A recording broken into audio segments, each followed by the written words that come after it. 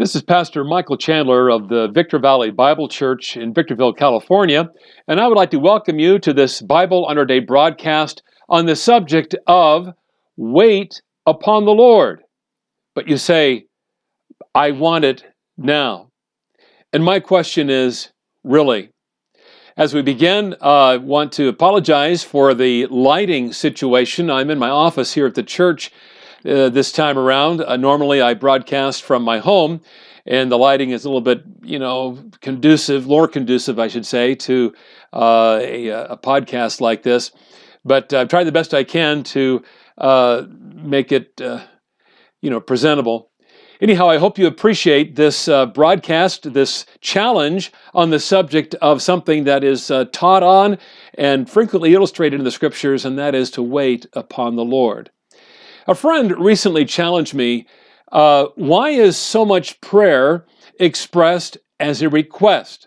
You know, we have prayer meetings, and we ask, are there any prayer requests? And so my friend was saying, doesn't prayer mean more than just asking God for stuff? Isn't it more about worship, adoring, praising, and just thanking God for our lives, regardless of what's happening? And so he concluded, I guess prayer too often reflects our American culture. Well, he's right, you know. Advertisers appeal to our supposed deserving of a break today, and that you can have it your way. Usual imperatives we get from these people, like get it now while supplies last and act fast, this deal won't last, speak to our felt need for instant gratification, don't they? Our blab it and grab it approach to life. But the divine expectation for people of faith is altogether different. God makes promises and follows through on His schedule. Consider Abraham, for instance. Genesis chapter 12 and Genesis chapter 21 tell us that God pledged him descendants. But the promised son, Isaac, was born 25 years later. David was anointed king, 1 Samuel 16 and verse 13, but waited over 20 years before being crowned king over all Israel, 2 Samuel 5 and verse 3. Imagine someone winning the election in our country and only being allowed to serve his 4-year term 20 years after the fact. That's crazy. But David waited upon the Lord and teaches a great deal to us about the subject of what it means to wait upon God. The word of the Lord declared that a king named Josiah would desecrate the altars that Jeroboam I set up for false gods in the northern kingdom of Israel. Well, this promise was fulfilled some 300 years later. You can read of this in 1 Kings 13 and 2 Kings chapter 23. 4,000 years ahead of time, God promised Eve that her seed would crush the head of the deceiving serpent. The arrival of Jesus Christ through the Virgin Mary fulfilled this promise, and He who was born of a virgin came to save His people from their sins. Yes, indeed, wait. Not give it to me now is the way of faith, without which, Hebrews 11:6 says, it is impossible to please God. Nor will He allow those who wait for Him to be ashamed. Listen again to David's words in Psalm 25, beginning in verse 1. To you, O God, I lift up my soul. O my God, I trust in you. Let me not be ashamed. Let not my enemies triumph over me.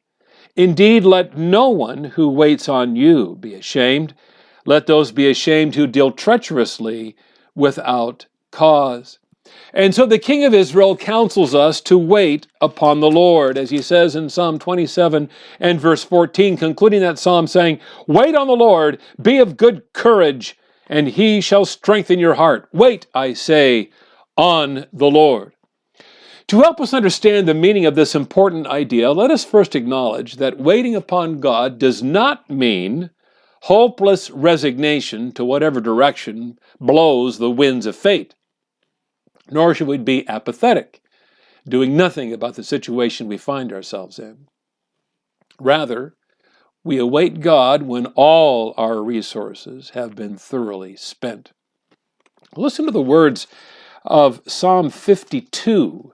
Psalm 52, beginning in verse 1, speaks of the man who would not make God his refuge, but trusted in his riches. Why do you boast in evil, O mighty man? The goodness of God endures continually. Your tongue devises destruction, like a sharp razor working deceitfully. You love evil more than good, lying rather than speaking righteousness. You love all devouring words, you deceitful tongue. God shall likewise destroy you forever. He shall take you away and pluck you out of your dwelling place and uproot you from the land of the living. The righteous also shall see and fear and shall laugh at him, saying, Here is the man who did not make God his strength, but trusted in the abundance of his riches and strengthened himself in his wickedness. But I am like a green olive tree in the house of God. I trust in the mercy of God forever and ever. I will praise you forever, because you have done it into the presence of your saints. I will wait on your name, for it is good. Here again, as David begins this psalm, he spoke of a man who did not make God his refuge, but trusted rather in his riches. Such people wait upon the world, not God, to whom it all belongs anyway. In Jeremiah chapter 14 and verse 22, the prophet wrote, Are there any among the idols of the nations that can cause rain? Or can the heavens give showers? Or are you not he, O Lord our God? Therefore we will wait for you, since you have made all these. So what does it mean to wait upon the Lord? Positively, what is the meaning of this phrase? It, first of all, means to submit our will to a sovereign master whose kingdom rules over all. God has established his throne in the heavens, Psalm 103, verse 19 says, and his sovereignty rules over all. And as we read in Romans 8:28, this same sovereign Lord works all things together for good to those who love him and to those who are the called according to his purpose. It is to place our faith in God's faithfulness, as we read in Psalm 52, 8 and 9. Again, I am like a green olive tree in the house of God. I trust in the mercy of God forever and ever. I will praise you forever because you have done it into the presence of your saints. I will wait on your name, for it is good. Psalm 62 and verses 1 through 2, and again verse 5, David again writing says, Truly my soul silently waits for God. From him comes my salvation. He only is my rock and my salvation. He is my defense. I shall not be greatly moved. Again verse 5, My soul, wait silently for God alone, for my expectation is from him. He only is my rock and my salvation. He is my defense. I shall not be moved. In God is my salvation and my glory, the rock of my strength, and my refuge is in God.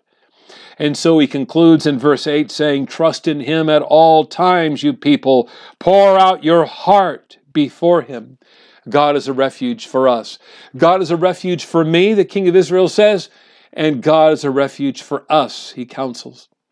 We wait on the Lord when we turn to God, who is holy, just, good, righteous, merciful, gracious, loving, all-powerful, all-knowing, all-wise, infinite, truthful, and eternal. Waiting also implies the passage of time, doesn't it? As we read in Psalm 130, a fantastic psalm, where we read of the same concept again. Psalm 130, the writer begins saying, Out of the depths I have cried to you, O Lord. Hear my voice. Let your ears be attentive to the voice of my supplications. If you, Lord, should mark iniquities, O Lord, who could stand? But there is forgiveness with you, that you may be feared. And so he says in Psalm 130 in verses 5 and 6, I wait. I wait for the Lord. My soul waits, and in his word I do hope. My soul waits for the Lord more than those who watch for the morning. Yes, more than those who watch for the morning. O Israel, hope in the Lord, for with the Lord there is mercy, and with him is abundant redemption. He shall redeem Israel from all his iniquities. What an amazing statement. Here is a guy who begins his prayer out of the depths. I have cried to you. Hear me. Let your ears be attentive to the voice of my supplications. Lord, I need your attention, he says. And out of the depths, I'm crying out to you. I've got concerns and anxieties. And then he says, I'm waiting on you, Lord. I'm waiting on you more than the guys that are guarding the city, waiting for their morning shift, waiting for the dawn, waiting for the expected dawn, the certain dawn to come, but it cannot be rushed. And so the coming of dawn is certain, but it cannot be rushed. And so also we must wait even more than those who watch for the morning. And so he counsels his people the same thing. Hope in the Lord, for with the Lord there is mercy.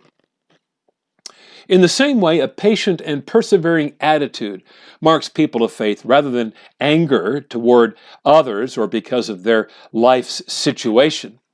Listen again to David's counsel in Psalm 37 and verses 7 through 9. Rest in the Lord, he says, and wait patiently for him.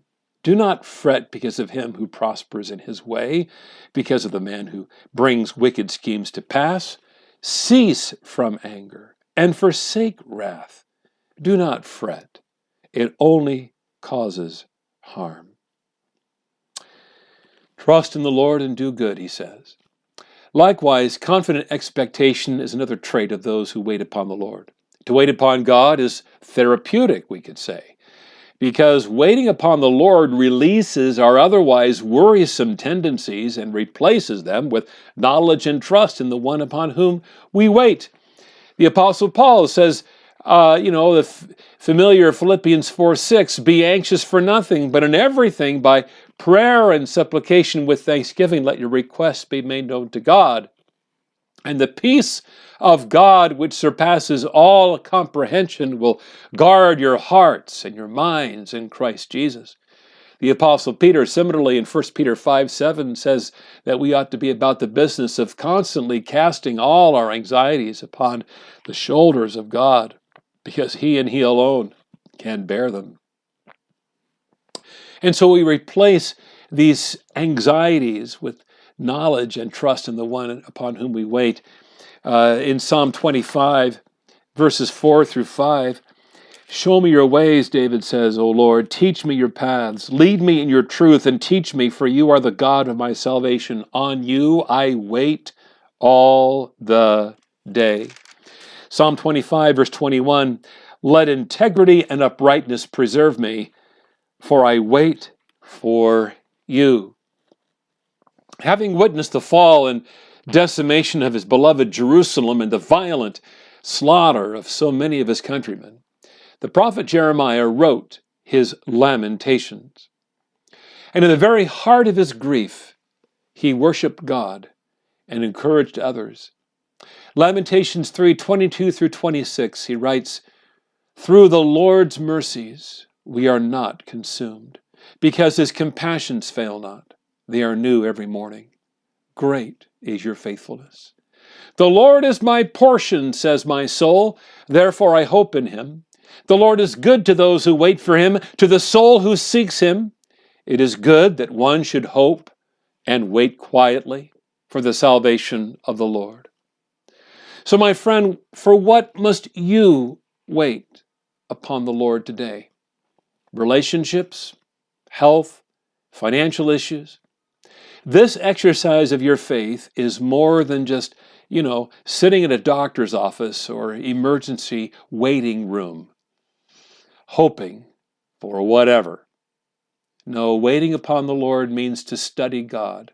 It means to claim his promises, to pray for wisdom and evaluate your motives and attitudes, your values and priorities, your goals and objectives in the life which he has entrusted to you. And so as you so wait upon the Lord, may he renew your strength and thereby enable you to face the challenges of a new day, assured of his love. Let me encourage you to hide away in your hearts, if you have not already, Isaiah chapter 40. Isaiah 40, verses 30 through 31. Even the youth shall faint and be weary, and the young men shall utterly fall. But those who wait on the Lord shall renew their strength. They shall mount up with wings like eagles. They shall run and not be weary. They shall walk and not faint. I'm Michael Chandler, pastor of Victor Valley Bible Church, located at 16439 Hughes Road in Victorville. Our services are held on Sunday mornings at 10:15 and live streamed on YouTube starting at about 11 o'clock. For more information, please visit our website at www.victorvalleybiblechurch.com, or if you wish to email, my email address is bibletrom@gmail.com. Thank you for listening, and may God bless you as you live out the Bible in your day.